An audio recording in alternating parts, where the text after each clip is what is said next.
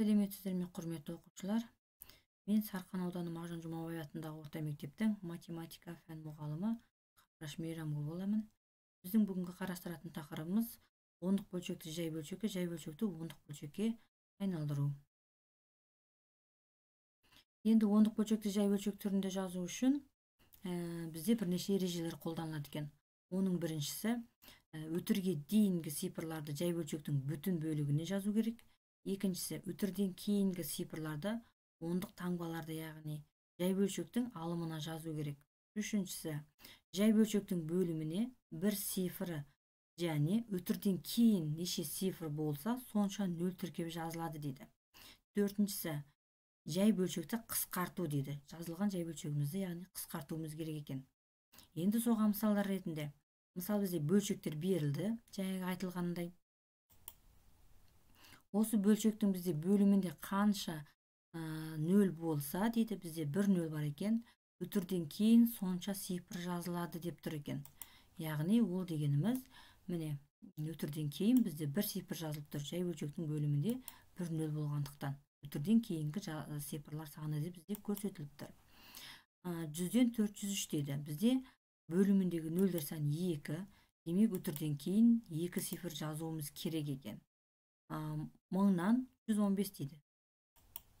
Бөліміндегі нөлдер саны 3, сондықтан өтірден кейін бізде 3 цифр жазылуы керек екен. Сол сияқты 1000-нан 2008 дегенде де өтірден кейін 3 цифр жазылып тұр. Ары қарай 10.000-нан 37 дегенді енді қалай жазады екенбіз? 10.000-нан 37 дегенді бөлімінде 4 нөл тұрғандықтан оны біз 0,1000-нан 37 деп жазады екенбіз. Енді осының жауабы бізде астында көрсетіліп тұр. Астынан тауып мына жерде қайсы екен көрсетіліп тұрғандықтан бізде біріншісінде өтірден кейін 3 цифр болғандықтан ол келмейді, сызып тастаймыз. Демек бізде Б жауап келеді екен. Себебі өтірден кейін бізде 4 цифр жазылып тұр екен. Келесінің жауабын тауып көрейік.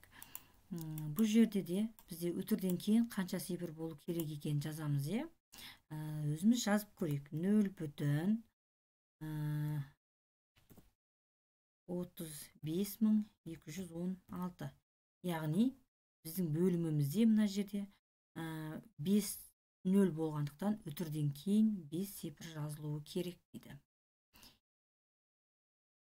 Келесінде бізде санды ондық бөлшек және жай бөлшек түрінде жазыңыз дейді. Ондық бөлшек сан беріліп тұр 3,7 деген. Оны ондық бөлшек түрінде жазғанда 3,7 деп жазамыз. Енді осыны жай бөлшек түрінде жазайық. Біздің жаңа ережеміз бойынша өтірге дейінгі жазылған сан жай бөлшектің бүтін бөлігіне жазылады дедік. Ары қарай бөлімінде өтірден кейінгі санымыз мына жердегі берілген, ол алымына жазылады дедік. Яғни 7 алымына жазылады. Бөліміне бірден кейін дедік, бір жазылады, бірден кейін, өтірден кейін қанша цифр болса, сонша нөл тіркеп жазамыз дедік. Яғни бір нөл тіркеп жазады екенбіз. Келесі екіншісінде 6 бүтін жазылады. 6 бүтін алымына 34 жазылады. Бөліміне бірден кейін 2 нөл тіркеп жазады екенбіз. Яғни 6,134. Келесінде де 4 бүтін бөлігіне жазылады. Алымына 2 жазылады. Бөліміне бірден кейін 2 нөл тіркеп жазылады екен. Ары қарай келесін жазып көрейік. 22 бүтін бөлігіне кетеді. 222 алымына кетеді. Бөліміне бірден кейін 3 нөл тіркеп жазады екенбіз. Демек 22,222. Келесінде де 3 бүтін бөлігіне жазамыз айтқандай. 5-ті алымына бөліміне 10 жазады екенбіз. Келесі соңғысы 500-ді бүтін бөлігіне жазады екенбіз.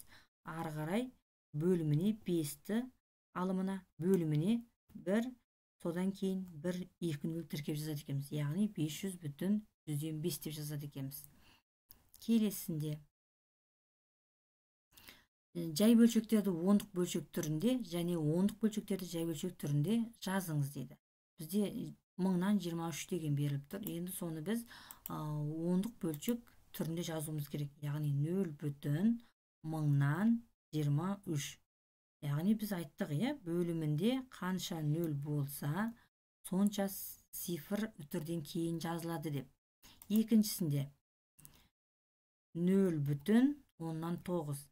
Себебі жай бөлшектің бөлімінде бірден кейін бір ғана цифр, бір ғана нөл тұрғандықтан үтірден кейін бір цифр жазылады. Келесісінде 7,3 деп жазылады екен. Келесісін жазып көрейік. Келесісінде 4,3 деп жазамыз. Себебі бізде 10-нан 43 дегеніміз, оны аралас санның түрінде жазатын болсақ, ол 4,3 болып жазылады. Келесі берілген ондық бөлшегімізді жай бөлшек түрінде жазайық. Үтірден кейінгі берілген цифр алымына жазылады дедік. Бөліміне бірден кейін, үтірден кейін қанша цифр болса, сонша нөл тіркеп жазылады дедік. Яғни 145. Келесісінде 7 алымына жазылады. Бөліміне 100 деген сан жазылады екен. Келесісінде бүтін бөлігіне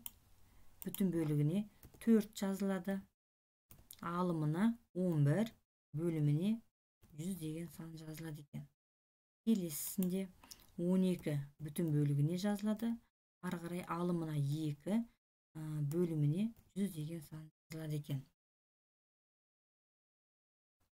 Енді бізде мына жерде аралас сандарды ондық бөлшек түрінде қалай жазуға болатынын қарастырайық дейді. Енді қарастыратын болсақ, бізде мына жерде төртімізді